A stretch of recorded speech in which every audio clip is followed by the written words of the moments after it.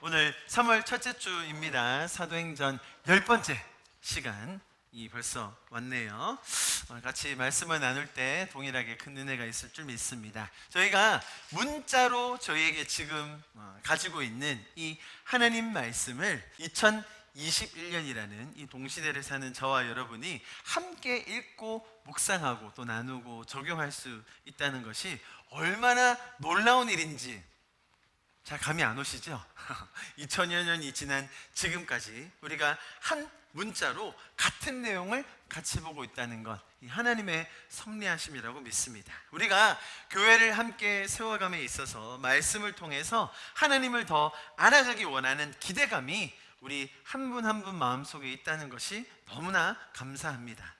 그냥 또 한 번 드려지는 주일 예배가 아니라 이 살아있는 하나님의 말씀이 우리의 심령을 소생시키고 또 하나님과 더 인격적인 관계를 쌓아가는 그 기대로 우리 교회가 든든하게 세워짐에 주님을 찬양합니다. 기존의 성경의 해석이 많은 부분에 있어서 인물 중심으로 진행이 되었었죠. 성경에 등장하는 위대한 인물, 위기를 이겨낸 영웅, 신실했던 믿음의 주인공들을 주목하여 그들의 행위, 또 그렇게 할 수 있었던 원인들을 이 인물 속에서 찾아내려는 접근이 많았었습니다. 그러나 저희는 성경은 하나님을 더 알아가는 책이라고 믿습니다.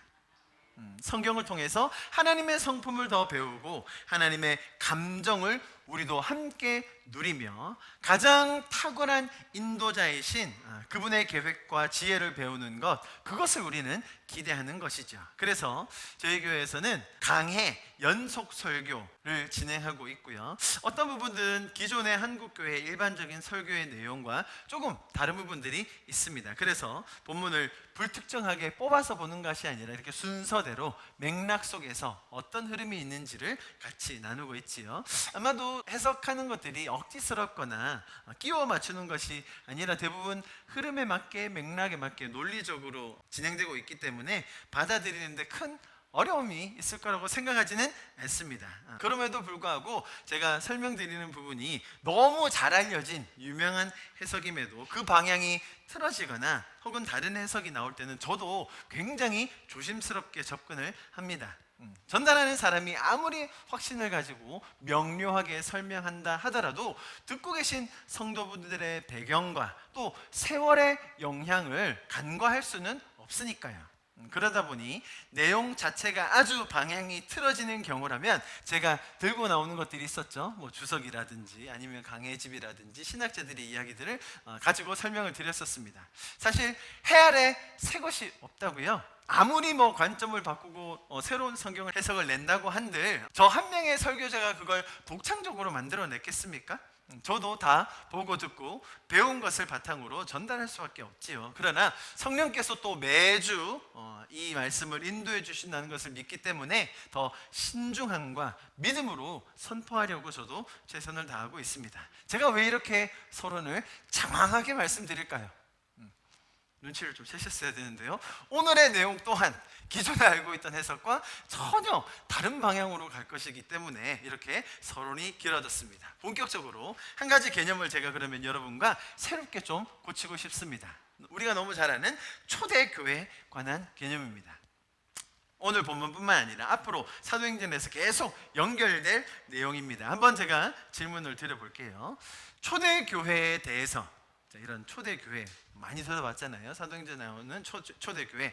초대교회에 대해서 부정적인 설명, 담지 말아야 할 사건, 예화, 초대교회가 고쳐야 할 점, 뭐 이런 식의 접근을 들어보신 적이 있습니까? 초대교회 이건 잘못됐어요. 초대교회 이렇게 한 건 잘못된 거예요. 우리가 배우면 안 되고 고쳐야 합니다. 부정적인 설명 들어본 적 있으세요? 한 번도 없습니다. 신앙생활 40, 50년 하셨던 분들 대부분 없으실 거라고 저는 생각합니다. 저도 그랬으니까요. 초대교회라는 단어를 거의 신봉하는 수준이 아닌가 생각을 해요. 그냥 있는 그대로 믿어버리는 수준에 이르렀다고 해도 과언이 아닐 정도로 아무런 분별 없이 상황과 맥락 따지지 않고 사도행전의 스토리를 보는 경향이 있습니다. 초대교회 관련해서 제가 그러면 예를 한 가지 들어보겠습니다. 만약 자, 결혼을 앞둔 예비 부부 한 커플이 있다고 생각해 봅시다. 자, 그런 커플이 이제 결혼에 대해서 배워야 될 것 아닙니까? 그죠? 결혼의 지혜, 또 부부 관계에서 가져야 할 인생의 덕목, 방향성, 두 사람의 비전과 커리어, 같이 살면서 있었던 실수들, 어려움들, 뭐 이런 얘기들을 좀 배우고 듣고 싶은데, 자, 그렇다면 이 두 부류의 부부 중에 그 신혼부부는 누구를 찾아가서 배워야 할까요? 한 1개월에서 6개월 된 신혼부부한테 가서 배우는 게 좋겠습니까? 뭐 적어도 한 15년 이상은 살아본 그런 부부에게 가서 배우는 게 좋을까요? 우리는 30년 됐는데 왜 우리는 안 끼워주냐고. 여러분, 예입니다, 예. 제가 지금 어떻게 비교군을 둔지 아시겠죠? 아주 신혼부부와 그래도 좀 오래 살아본 부부, 누구한테 가서 배우는 게 좋을까요? 배워야 할 것들이 좋은 것만 있겠습니까? 잘했던 것은 물론이거니와 실수했던 것, 시행착오 등 그런 것들을 통해서 배워야 할 것이 더 많이 있죠. 자, 그렇다면 어디로 가서 더 많은 것을 배울 수 있을까요? 당연히 오랜 기간을 함께 살아온 부부에게 많은 것을 배울 수 있는 거죠. 신혼의 달콤함도 배워야 되지 않습니까? 그건 안 배워도요. 정상적인 인격적인 관계와 과정을 통해서 결혼한 커플이라면 다 누릴 수 있는 겁니다. 굳이 안 배워도 됩니다. 그러나 아무리 사랑해서 결혼했다 하더라도 인생을 살면서 얻게 되는, 또 겪어야 되는 위기 상황, 정체성의 혼란, 또 육아 계획과 양육 등은 적어도 한 10년 차 이상은 정도 되는 부부에게 배우는 것이 좋겠다라고 저는 개인적으로 생각하시는데, 여러분도 동의하시나요? 네, 대부분 끄떡끄떡 감사합니다. 교회사도 마찬가지인 것 같아요. 교회사, 기독교 역사. 기독교 역사라고 할 때요, 가장 암울했던 시기가 중세 천년이었어요. 중세 천년. 오죽하면 그 중세 천년을 암흑기라고 부르겠습니까? 자, 그럼에도 불구하고 거기에서도 우리는 배울 것들이 많이 있긴 해요. 우리에게 반면교사가 되어주거든요. 또 거기에서 종교개혁이라는 회복운동이 나온 것도 필연적이라고 할 수 있겠죠. 자, 제가 지금 무슨 말씀을 여러분에게 드리려고 하느냐, 저희가 이제 사도행전을 통해서 보게 될 초대교회의 모습은, 자, 결혼으로 비유하거나 아니면 역사의 흐름으로 볼 때 이 장면들을 통해서 저희가 배워야 할 것이 많겠습니까? 아니면 반면교사 삼아야 할 것이 많겠습니까? 물론 이 교회의 태동기죠. 교회 시작을 알린 교회의 태동기이기 때문에 이 첫사랑 혹은 그런 결혼 신혼기에 있었던 그 순수함, 열정, 이런 것들은 본받을 수 있겠죠. 그러나 아직 성숙하지 않은 교회의 모습이 있거든요. 혹은 성령의 인도하심과 기억나게 하심을 따라 가고 있긴 하지만 아직은 미숙한 결정이 왜 없겠습니까? 그죠? 또 이 제자들에게도 성령을 받긴 했지만 아직 옛 습성이 그대로 묻어있는 부분이 많이 있거든요. 자, 이런 모든 사실들을 잊은 채 초대교회니까 초대교회인데 라는 식의 신봉적 태도는 지양해야 된다라는 것입니다. 초대교회의 모습이 우리의 모델이고 정답처럼 생각하는 것이 주류적인 해석이긴 합니다. 그러나 우리가 이렇게 좀 구분했으면 좋겠어요. 성령께서 일하시고 또 하나님께서 이루시는 것들에 대해서는 우리가 당연히 닮아가야죠. 그죠? 우리가 다 반면교사만 삼아야 된다는 건 아닙니다. 성령이 일하시는 부분들 우리가 배울 거예요. 또 추구하고 따라가야 되겠지만, 또 이런 상황 속에서도 죄적인 인간의 한계로 인한 결정, 또 그런 상황들 분명히 있거든요. 이런 것들 우리가 잘 구분해서 보아야겠다는 거예요. 그러니 앞으로 펼쳐질 이 초대교회 스토리들의 해석에 너무 당황하지 마시고 그 속에서 은혜를 우리가 더 찾고 누릴 수 있기를 바랍니다. 한국 교회에 아주 건강한 교회 중 하나로 잘 알려진 예장 소속 남포교회라고 들어보셨습니까? 남포교회 박영선 원로 목사님이 강해 설교로 굉장히 유명하십니다. 특히 목회자들 사이에서 아주 유명하세요. 자, 이분께서 사도행전 강해집에 이렇게 말씀하신 것을 제가 추가합니다. 왜 제가 이런 거를 굳이 추가할까요? 해 아래 새 것이 없고 제가 하는 이 해석이 저만 뚱딴지처럼 최 목사 너무 멀리 나가는 거 아니야? 그러면 안 돼. 이런 게 아니라는 것을 제가 굳이 이렇게 사족으로 더 붙여드립니다. 안전하게 하기 위해서 제가 그분의 설교 부분을 똑같이 그냥 읽어드리겠습니다. 이분의 말투대로 적은 거라 아주 옛날 어른 말투예요. 한번 잘 들어보십시오. 물론 연애할 때보다 결혼해서 생활이 더 어렵습니다. 왜냐하면 연애할 때는 생활이 없지 않습니까? 사랑을 주고받는데 생활이 개입이 안 됩니다. 그때는 연지곤지 바르고 용돈 들고 만나서 놀려고만 하는 계획으로 시간을 잡아놓고 만나는 것 아닙니까? 그러니 밤낮 행복했지요. 만나면 고기 썰고 택시 타고 다니고. 그러나 지금은 택시 타는 것보다는 전철을 이용합니다. 생활이 개입되었기 때문에 치장하고 노는 것이 많지는 않지만 살면 살수록 잘했다, 더 사랑한다 하는 것이 부부 생활의 의도된 축복인 것입니다. 그렇지 않습니까? 그러나 우리에게 꿈결같이 그때가 늘 좋아요. 그러나 잘 생각해 보십시오. 언젠가도 예를 든 것처럼 연애할 때가 가장 크게 사랑을 하고 좋은 것 같지만 그때는 사랑이 뭔지 모를 때예요. 그때는 불길만 요란합니다. 이 비유가 아주 신랄해요. 마치 산닭 위에 휘발유를 붓고 불질러 놓은 것 같아요. 불길은 요란하게 치솟는데 불 꺼진 다음에 먹으러 가면 털밖에 굴린 게 없어요. 껍질도 다 안 타고 속은 먹을 수도 없습니다. 결혼을 해서 서로 깊은 사랑의 경지에 가는 것은 마치 삼계탕을 하려고 일주일 정도 푹 삶아놓은 닭간치 않습니까? 어디가 뼈고 어딘가 살인지 모르게 되는 거예요. 그런 의미에서 초대교회로 돌아가자는 말은 틀린 말입니다. 왜냐하면 그것은 시작인 거예요. 결혼식에 불과한 것입니다. 제가 이 사도행전을 준비하고 여러분에게 나누기 위해서 많은 연구를 하기 위해 주석들과 강해집들 많은 연구를 합니다. 그 중에 이 말을 보는데 이야, 제가 두 번째로 만난 분이에요. 두 번째. 신학교 때 교수님이 이런 말을 하셨었거든요. 그래, 맞아, 초대교회를 다 닮아야 되나? 좀 아닌 것 같은데 그런 생각하고 있었는데 저랑 또 그 교수님만 이렇게 통해서 얘기하기에는 뭔가 좀 부족하다 싶어서 제가 주석을 열심히 찾아봤는데 우리 존경하는 박영선 목사님께서 지금도 원로 목사님으로 계속 설교하고 계세요. 이런 말을 해두신 거를 제가 강해집에서 아주 오래된 아주 캐캐 묵은 강해집에서 발견하고 얼마나 기뻤던지 저 혼자 기쁜 거 잘 알고 있어요. 자, 그래서 오늘 본문으로 빨리 들어가도록 하겠습니다. 자, 성령께서 지난주에 베드로의 마음에 할 말을 주셨습니다. 생각나게 해주셨어요. 그래서 성령께서 베드로의 속 안에서 말씀하시는 것을 따라 베드로가 엄청난 설교를 했습니다. 제가 그래서 지난주에 아주 내용이 길었습니다. 20절 가까이 됐어요. 베드로가 했던 그 설교를 일일이 내용을 분석하지 않고 어떤 틀로 어떤 구성으로 듣고 있는 대상인 유대인들에게 전달했는가를 설명드렸습니다. 제가 그것을 아주 간단하게 한번 요약해 볼게요. 첫 번째, 예수 그리스도의 삶과 십자가와 부활은 예언의 성취였다라고 말을 떼죠. 누구 선지자의 예언의 성취였다고 설명했습니까? 요엘이라는 그들 모두가 다 알고 존경하는 그 예언의 성취였다라고 이야기를 했습니다. 또 두 번째로 어떤 부분을 강조했나요? 이 모든 일은 하나님께서 주관하신 것이다.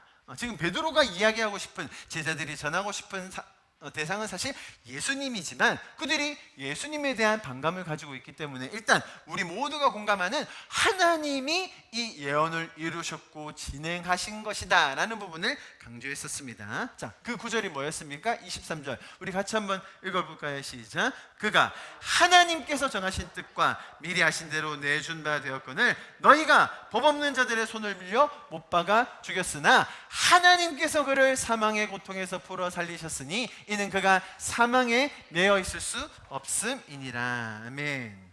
자, 이렇게 하나님께서 이 일을 진행하셨다라는 것을 강조했고요. 자, 지금 보십시오. 1번 예언의 성취, 2번 하나님이 이루셨다, 3번 심지어 누구도요? 다윗도, 너희가 가장 존경하는 그 왕인 다윗을 선지자라고 부르면서 다윗의 말 또한 이 예수님의 삶을 설명하는 것이다 라고 그들에게 이야기를 했죠. 마지막으로 쐐기를 박는 설명이 있었으니 그게 뭐예요? 우리 모두가 다 증인이다. 자, 그래서 결론이 어떻게 났냐면 마지막 절이 이거였어요. 36절. 그런즉 이스라엘 온 집은 확실히 알지니, 그죠? 너희가 십자가에 못 박은 이 예수를 하나님이 어떻게 하셨어요? 주와 그리스도가 되게 하셨느니라.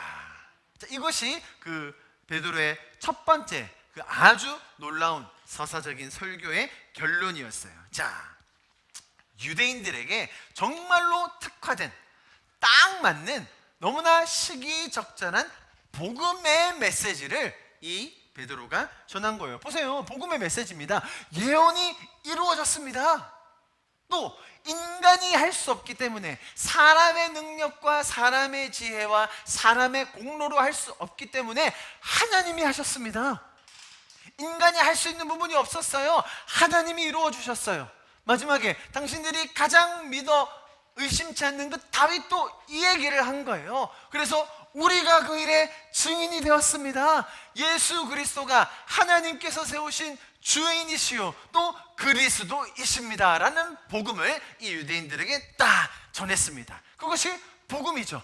하나님이 하셨다, 하나님이 구원하신다, 하나님께서 일하신다라는 내용이에요. 자, 그런데 오늘 본문 시작에서 이런 베드로가 전한 복음을 듣고 들은 사람들이 어떻게 반응했습니까? 보십시오. 그들이 이 말을 듣고 마음에 찔려 베드로와 다른 사도들에게 물어 이르되, 형제들아 우리가 어찌할꼬 하거늘.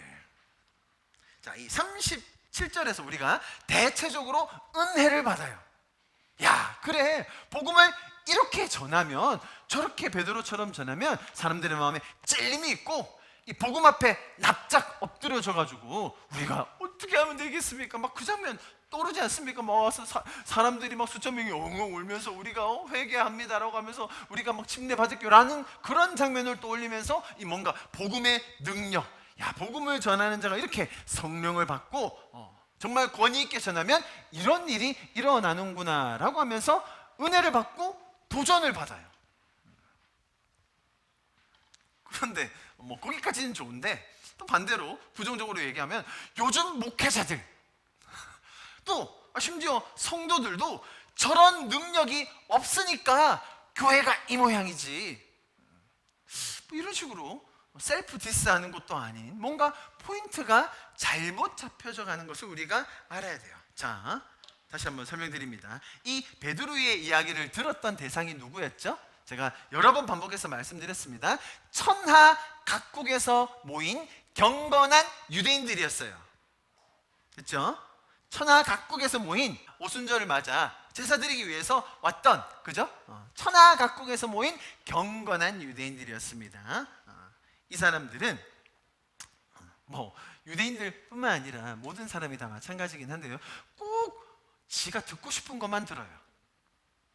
무슨 말을 해도 자기가 꽂힌 것만 듣고 자기한테 필요한 부분만 듣는 게 사람의 습성 중에 하나거든요. 이 유대인들이 이렇게 베드로가 막 대서사시로 한 이 이야기를 했는데도 불구하고 꼭 자기들한테 걸리는 것만 듣는 거예요. 그 걸리는 부분이 뭐였냐면 이 부분이었어요. 그가 하나님께서 정하신 뜻과 미리 하신 대로 내어준 바 되었거늘 너희가, 유대인 너희가 법 없는 자들의 손을 빌려 못 박아 죽였으나, 예수님도 유대인 그 사회의 일원이었지 않습니까? 그렇기 때문에 유대인들이 법 없는 저 사람들에게 넘겨서 결국 십자가에 못 박게 했다라는 이 말이 콱 들리는 거예요. 너희가 죽였다라는 거죠. 너희가 이 죽음에 한 몫을 한 자들이다, 이런 소리를 하니까 사람들이 처음에 신기한 장면이 있어서 모였던 거거든요.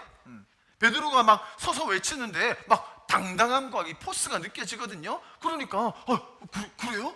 우리가 죽인 거예요? 그럼 우리 어떻게 해야 되는 거예요? 어떻게 하면 되는 거예요?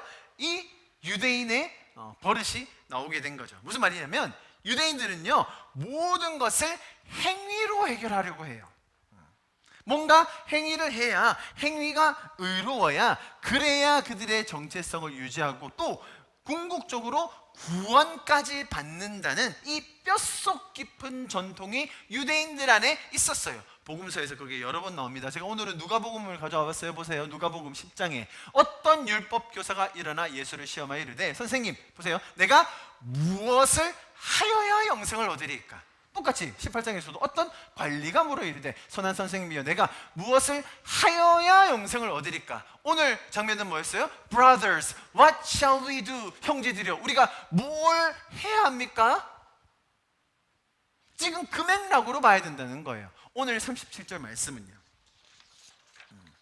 우리가 뭘 더 해야, 아니 그렇게 우리가 잘못한 거였어요? 우리가 그렇게 실수한 거였어요? 우리가 뭘 더 하면 그걸 상쇄할 수 있죠? 그걸 만회할 수 있죠? 라는 질문을 한 거예요.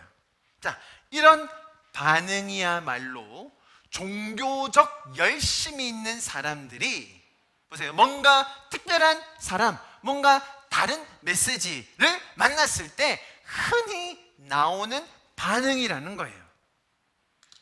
우리가 지금 생각하는 것처럼 진정으로 회개하여서 예수님을 믿고 와 완전 크리스찬이 되었다라는 식의 긍정적인 반응이 아니라 지금 이 유대인들이 보인 반응은 뭔가 새로운 메신저, 독특한 사람을 만났을 때 그래? 그럼 나도 한번 해봐야 되나? 어떻게 해야 되는 거지? 뭘 더 해야 하는 거지? 라는 아주 전형적인 종교인의 반응이었다는 겁니다. 여러분 잘 생각해 보십시오. 지금 엄밀히 말하면 이 사람들은 천하 각국에서 모인 유대인들입니다. 그렇죠? 이 사람들이 예수님을 알 바가 없어요. 그 예루살렘 동네에 있었던 사람 말고 천하 각국 막 그 근처에 흩어졌던 사람들이 예수님에 대해서 다 알고 있었습니까? 몰랐어요. 아니 1년 만에 예루살렘 와가지고 지금 원래 하던 대로 제사 드리러 길 가는 길에 갑자기 사람들이 몰려 있길래 뭐야 무슨 일인 거야? 하고 갔던 거예요. 딱히 예수님이 십자가에 달리시는 거에 대해서 참견한 바가 없는 사람이 많았어요. 아니 더군다나 만약에 정말 그 군중 속에 베드로의 설교를 듣는 그 군중 속에 진짜로 그 예수님의 십자가 처형 장면에 있었던 사람도 있을 수 있었겠죠. 예수를 처형해야 됩니다. 바라바를 석방하라. 자기가 그렇게 했다고 칩시다. 자, 그 사람이 예를 들어 그 사람이라고 해도 뭐 예수님 생애 중에 진짜로 오병이어 사건에 가서 떡도 하나 얻어먹고 가나 혼인잔치에서 와인도 한잔 했고 뭐 그 정도인 사람도 더러 있었겠죠. 자, 그거 그렇게 얻어먹은 거 말고는 사실 예수님한테 빚진 것도 딱히 없거든요. 아니 뭐 사람들이 다 분위기가 그래서 나도 뭐 한번 손들었을 뿐인데 내가 그걸 죽였나? 아니 그 정도 사람이라면 베드로는 알겠죠. 아니 지는 제자랍시고 배신, 배교, 배반한 놈 아니야? 지는 뭐 그렇게 잘났나? 우리가 뭘 했는데 우리 책임이래? 지가 지 스승 못 책임 책임은 얘기 안 하고 왜 우리한테 우리 보고 죽였대? 아니 그렇게 나와야 정상 아닙니까 여러분? 그죠? 일반적인 상식이라면 그 사건의 전말을 알고 있는 유대인이라면 베드로한테 손가락질 했어야 되고 그 사건의 전말을 모르는 사람이라면 너 상관없는데 난 예수라는 사람 몰라요 안 죽였어요 제가 그러고 떨어져 나가면 되는데 이 행위 중심의 종교에 쩌들어 있는 유대인들의 종교적인 반응이 뭐였다고요? 그러면 우리 뭐 해야 돼요? 뭐 더 하면 돼요? 어떻게 해야 되죠? 뭘 더 하면 우리가 구원받는 거예요? 뭘 더 하면 이 상황을 우리가 모면할 수 있는 거예요? 아주 그런 전형적인 종교인의 반응이었다는 거예요. 자, 이런 상황에서 만약 이들이 이런 베드로가 전한 진정한 복음의 소식을 큰 그림에서 다 이해하고 들었다면 제대로 된 반응은 무엇이어야 했겠습니까? 예언이 이루어졌습니다. 인간이 할 수 없는 일이기 때문에 인간이 죄악에 물들어서 어찌할 수 없었기 때문에 하나님께서 일하셨다고요? 아니 그런 걸 저런 배신자마저도 품으시면서 그들이 먼저 증언하고 먼저 경험하고 먼저 보게 하셔서 저렇게 변화시키셨다고요? 와, 저런 배신자가 저런 확신을 갖고 이해할 정도의 그것이 가능하다는 거예요? 야, 이거 진짜 하나님이 예수님을 아들로 보내셔서 우리를 구원하시려고 했던 거군요. 와, 저 사람이 변화될 정도면 나도 변화될 수 있겠네요?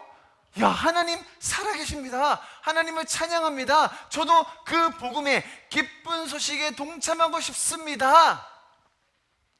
이게 자연스러운 반응 아니겠습니까? 저 사람들도 변화시키셨다면 나도 변화될 수 있다는 그 소망, 그것이 증인의 역할 아닙니까? 그죠? 우리가 이 모든 일의 증인이다 라고 했을 때 그 안에 내포된 말이 뭡니까? 우리가 지난 3년 반 동안 이렇게 이해도 못하고 순종도 못하고 예수님의 마음을 헤아리지도 못했는데, 이제 예수님의 죽음과 부활과 승천을 경험하고 나서 거기 그때까지도 이해 못했는데 성령을 받고 나니 우리가 지금 들어왔던 것들이 이제 생각나고 이제 기억이 나고 이해가 되는 그 일의 증인입니다, 여러분 라고 말했다면, 듣는 사람들도 마찬가지로 나도 저 증인처럼 되고 싶다, 나도 부족하지만, 내가 잘 모르지만 나도 저 증인처럼 살아볼래요. 그게 정상적인 반응이라는 거예요. 자, 보세요. 아까 보여드린 그 구절이 37절 이렇게 반응을 했는데, 사실은 23절의 말씀에 찔렸었다고 얘기했잖아요. 보시면 그가 하나님께서 정하신 뜻과 미리 아신 대로 내어준 바 되었으니 너희가 법 없는 자들의 손을 빌려 못 박아 죽였으나, 사실 결론은 23절이 아니거든요. 유대인들이 여기서 찔려할 필요가 없거든요. 왜요? 그 돌아가실 거는 그렇게 예정되어 있었어요. 우리를 구원하시기 위해서 십자가 지시기로 예정되어 있었다니까. 그런데 24절이 결론이라는 거예요. 읽어봅시다. 시작.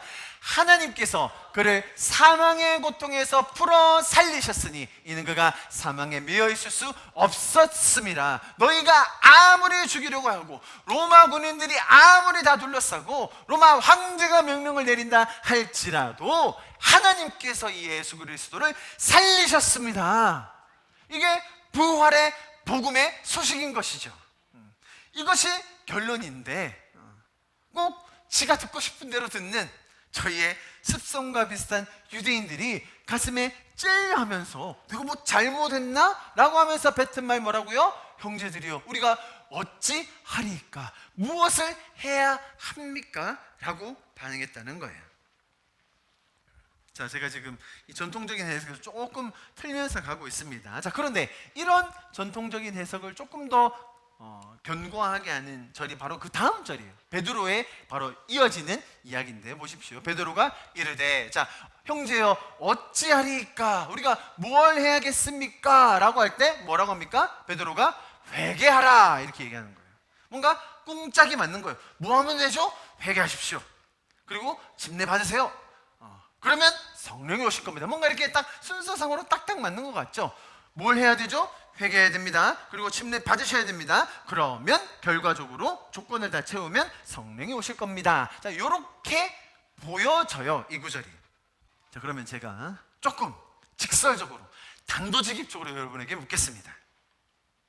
베드로는 무슨 회개를 했습니까? 베드로가 이 장면에 오기까지 베드로는 회개했습니까?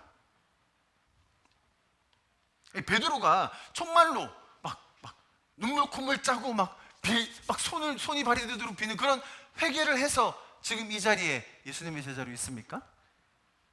예수님께 찾아와서는 막 무릎을 꿇고 잘못했다고 막 용서해 달라고, 우리가 흔히 생각하는 그런 회개, 그거 해가지고 지금 이 자리에 있어요? 아니면 예수님이 먼저 찾아와 주셔서 먹이시고, 또 베드로 민망할까봐, 베드로의 마음이 먹먹할까봐 애써 다시 사랑하냐고 질문해 주시고 사명도 주셨습니까? 전자입니까? 후자입니까? 여러분, 베드로뿐만 아니라 다른 제자들 다 마찬가지였습니다. 부활한 예수님을 봤을 때 그냥 어안이 봉봉해져가지고 이게 꿈인가 생신가 했거든요. 부활한 예수님을 보자마자 다들 무릎 꿇고 주님 제가 배신했었습니다. 죄송합니다. 주님 회개합니다. 뭐 이랬습니까? 도마는요, 그 소식 들었는데 나는 안 믿어. 내가 그 손가락 넣어보기 전까지는 내가 안 믿을 거야. 얼마나 배짱을 부리는지. 예수님도 참 짓궂으시죠. 도마 앞에 딱 나타났어. 자, 도마 일로 와. 손가락 가져와. 손가락 너 여기. 그 느낌 있어요. 손가락 여기다. 옆구리 누워봐. 여러분, 제자들요? 회개했다고요? 회개 안 했어요. 아무도 회개 안 했어요. 예수님이 먼저 찾아가 주셔서 가르쳐 주시고 확신을 주시고 믿음을 주셔서 회개하는 마음이 생긴 것이지, 그들이 먼저 조건적으로 회개를 했기 때문에 침례받을 자격이 주어졌고, 침례받고 나니까 이제 그때서야 성령이 부어질 자격이 되었다, 그 말이 아니라는 거예요. 지금 이 베드로의 38절의 대답의 포인트는 우리가 흔히 생각하는 그 눈물 콧물 다 짜내서 막 통곡을 하고 막 철야 금식중도 해야 되는 그런 회개를 말하는 것이 아니라는 거예요. 여러분 사실은 이미 회개에 대한 그 의미를 잘 알고 계십니다. 회개가 뭐죠, 여러분? 회개. 먼저 죄라는 것을 알아야죠. 죄라는 그 단어의 원어의 뜻은 관역을 벗어나다예요. 원래 저쪽으로 가야 되는데 관역이 다른 곳으로 벗어난 거예요. 죄예요. 회개는 뭐예요? 다시 방향을 돌이키는 거예요. 내가 잘못 생각하고 있던 걸 원래 방향으로 돌이키는 거예요.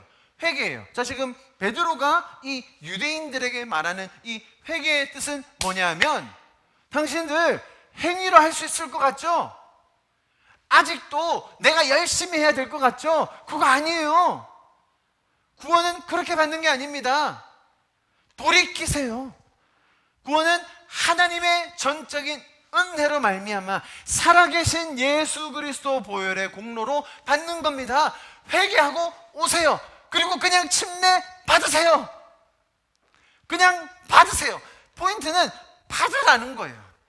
조건을 만들어 와라가 아니라, 준비해서 와라가 아니라, 와서 받아라가 포인트라는 거예요. 회개라는 게 뭐라고요? 그들이 가지고 있었던 행위 중심, 공덕 중심, 인간의 노력 중심이 아니라 이제 하나님이 일하신다, 하나님이 구원하신다라는 그 방향의 전환, 그 회개를 이야기하는 거예요. 이해되시죠? 회개라는 것이 무릎 꿇고 눈물 줄줄 짜고 막 그냥 에일리언처럼 콧물 정도는 막 뒤범벅 돼야 뭔가 나도 오늘 회개했네, 하나님이 이 정도 회개했으니까 받아주시겠지, 뭐 그런 회개가 아니라는 거예요. 여러분, 회개는요 너무너무 즐거운 일이에요.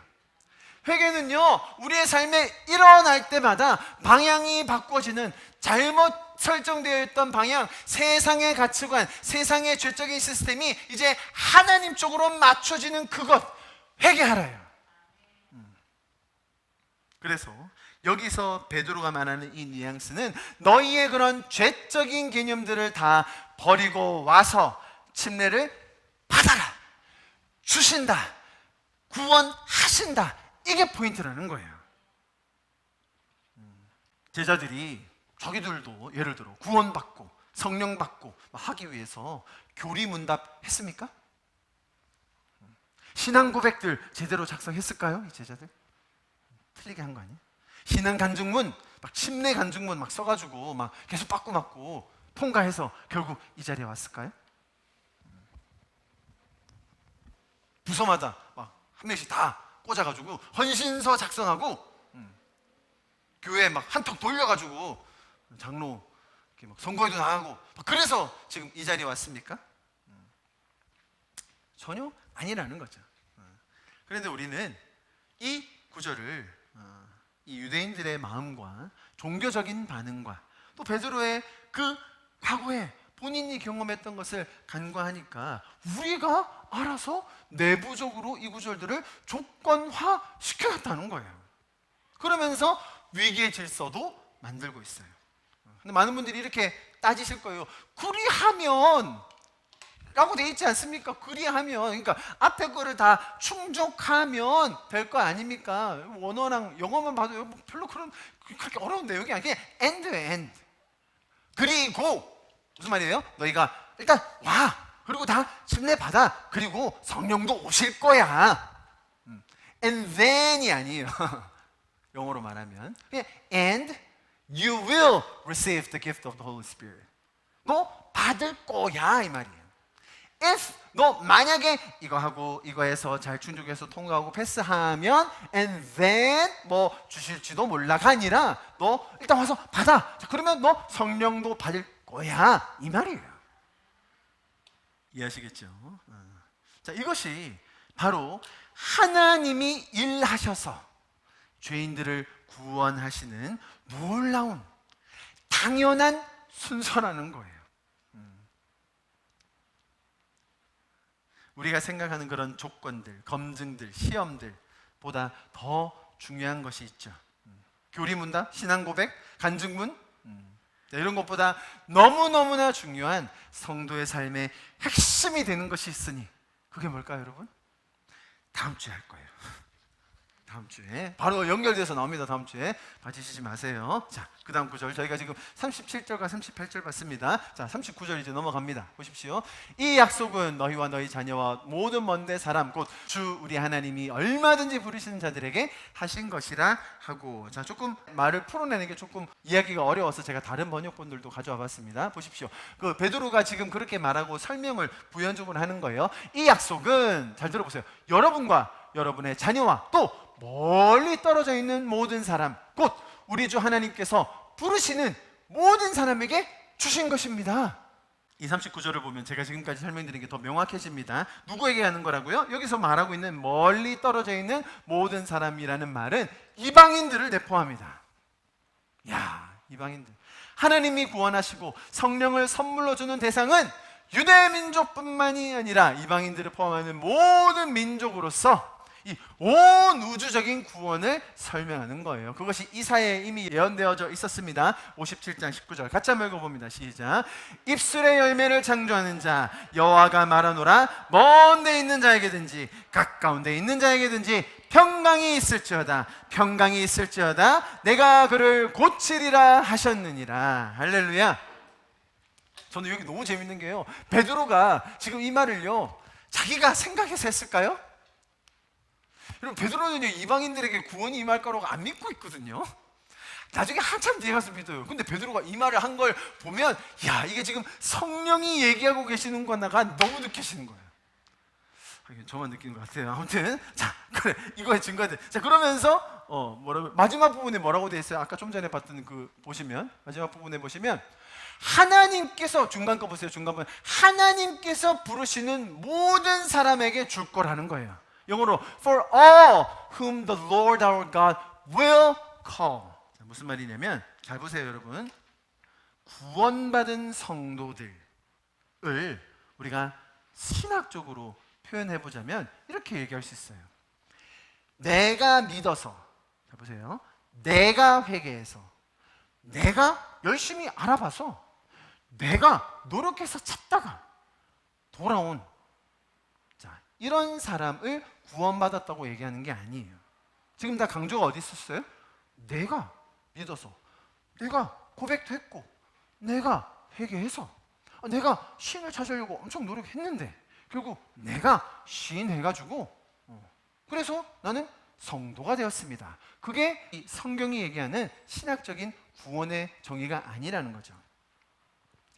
하나님께서 먼저 불러주신, 하나님께서 먼저 은혜를 주셔서 믿어진, 회개를 하게 된 그 왕같은 제사장이 바로 저와 여러분 구원받은 성도, 주님의 몸된 교회라는 거예요.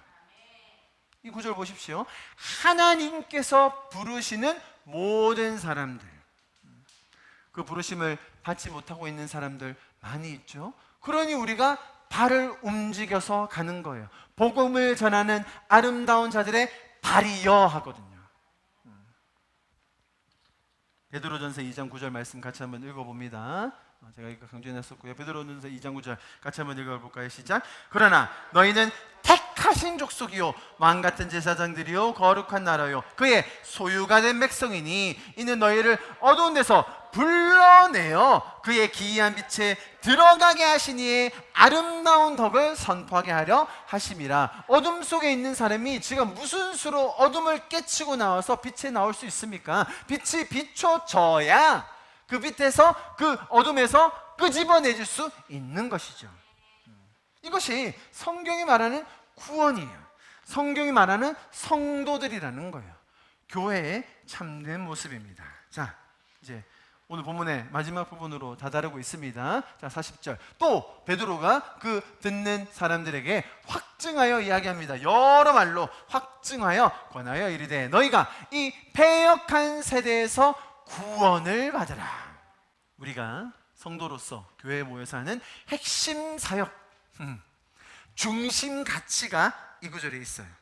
자, 우리가 사는 이 세대, 세상이 패역하다는 것은 더 이상 설명하지 않아도 우리가 충분히 공감할 수 있겠죠. 자, 그 중심에서 우리가 그 안에 사는데 집중해야 될 게 뭐라고요? 내가 먼저 구원받음을 감사해야 돼요. 그 안에서 뭐 하라고요? 구원을 받으라는 거예요. 세상 시스템을 바꾸고 패역한 세대를 뭔가 뒤집고 싶고, 맞아요. 그거 우리가 할 겁니다. 그러나 그 이전에 가장 먼저 선행되어야 될 건 뭡니까? 구원을 받으시오. 그 구원을 누리는 것, 그 구원을 다른 개인들에게 나누고 전하는 것, 그것이 기독교 사역의 핵심이에요. 사람을 살리는 것이죠. 영혼을 살리는 것입니다.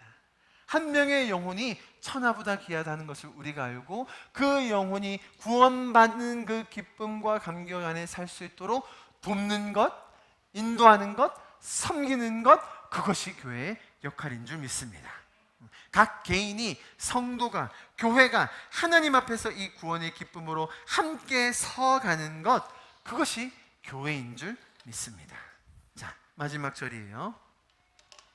41절. 너무나 유명하잖아요. 그죠? 이 말을 받는 사람들이 침례를 받음에 이날에 신도의 수가 3,000명이나 더하더라. 모든 개척교회 목회자들의 꿈. 뭐 개척교회 뿐만이겠습니까? 뭐 어느 대형교회를 한들 한 번 설교했는데 3,000명 들어오면 이야. 자, 여러분, 이 구절이 주는 의미가 뭔지를 잘 보아야 됩니다.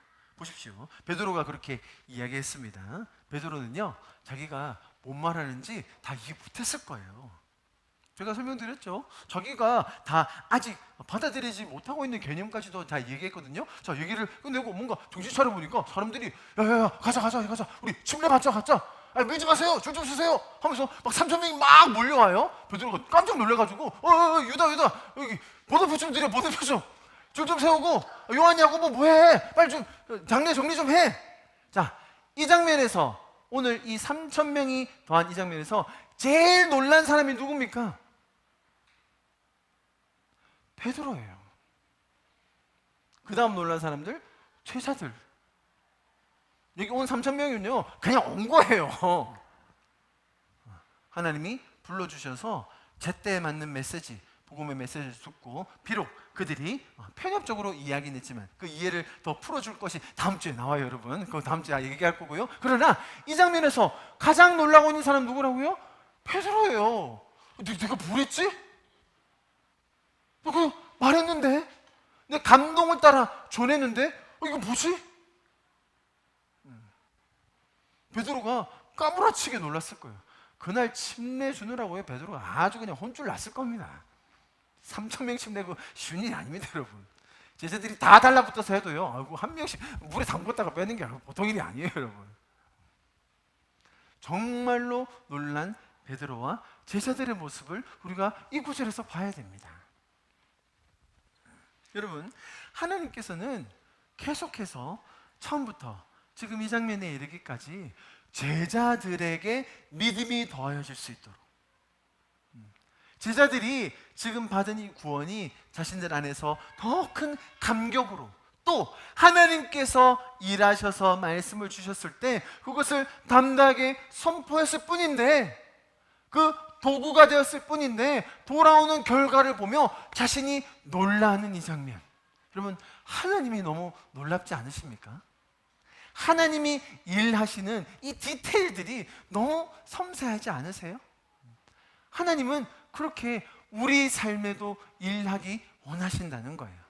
우리가 우리의 이 삶 속에서 패역한 이 시대이지만 내가 받은 이 구원의 감격과 하나님께서 우리에게 주신 이 놀라운 생명의 복음, 좋은 소식을 가지고, 비록 나는 부족하지만, 나는 배신자였지만, 내가 심지어 배교했던 자였지만, 그럼에도 불구하고 하나님은 나를 포기하지 않으시고 나를 찾아오셔서 설명해 주시고 먹여주시고 따뜻하게 입혀주시고, 그러면서 다시 한번 사명을 주신 그것 때문에 내가 지금 이 자리에 있는 건데, 어찌된 영문인지 그냥 말했을 뿐인데 돌아오는 이 영혼들을 보며 우리도 함께 기뻐하게 될 것입니다. 그것이 성경이 주는 메시지입니다. 여러분, 우리의 삶 속에서도 이렇게 일하시는 놀라우신 하나님을 더 경험할 수 있기를 간절히 축복합니다. 하나님께서 말하게 하심과 생각나게 하심을 좇아서 주변의 많은 영혼들을 섬길 수 있기를 바랍니다. 우리가 하나님을 신뢰합시다. 하나님과 동행하는 한 주가 됩시다. 그럴 때 하나님께서 부족한 우리이지만 그분의 때에 그분의 일하심으로 우리가 놀라는 그런 일들을 행하여 주실 것을 믿습니다. 할렐루야. 우리 좀 같이 기도하고 예배를 마치면 좋겠습니다. 주의 말씀 앞에서 당신은 참된 예배자, 그토록 찾으시던 하나님의 기쁨, 이 세상을 향한 거룩한 생명빛 되어 이 세상을 위한 구원의 소망 되어 영원한 하나님의 나라 함께 세워가리. 주의 부르심 따라 당신의 삶을 드릴 때 세상은 당신 안에서 주의 영광 보리라. 이 세상을 이긴 주님의 군사 되어 이 세상을 섬길 주님의 손과 발 되어 영원한 하나님의 나라 함께 세워가리. 이 세상을 이길 주님의 군사 되어 이 세상을 섬길 주님의 손과 발 되어 영원한 하나님의 나라 함께 세워가리.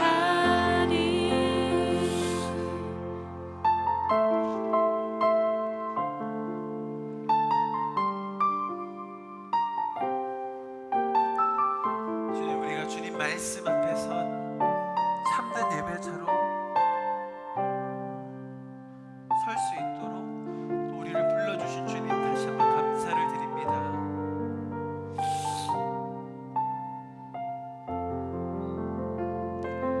이 세상의 패역함 속에 휘둘리고 지치고 넘어질 수밖에 없는 우리였지만 주님의 그 놀라우신 은혜로 말미암아 지금 우리가 지금 이 자리에 교회로 함께 있습니다.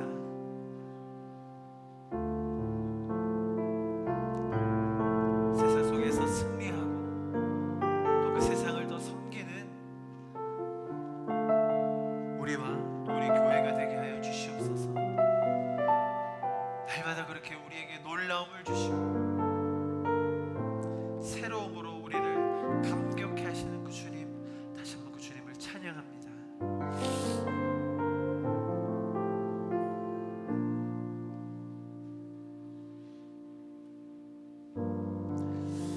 지금은 우리 주 예수 그리스도의 그 놀라우신 은혜와 우리를 위하여 일하시고 수고하셔서 우리를 예배자로 세워주기 원하시는 그 하나님 아버지의 마음과 날마다의 삶 속에서 이 치열한 패역한 세상 속에서 우리가 승리할 수 있도록 인도하시고 공급하시고 운행하시는 그 성령님의 역사하심이 지금 이 자리에 모여 말씀 앞에서 예배자로 살기로 그것에 감사하며 감격하는 우리 성도들 한 명 한 명 가운데 그 가정과 일터와 학업 가운데 지금부터 영원토록 함께 하시기를 간절히 축원하옵나이다. 아멘.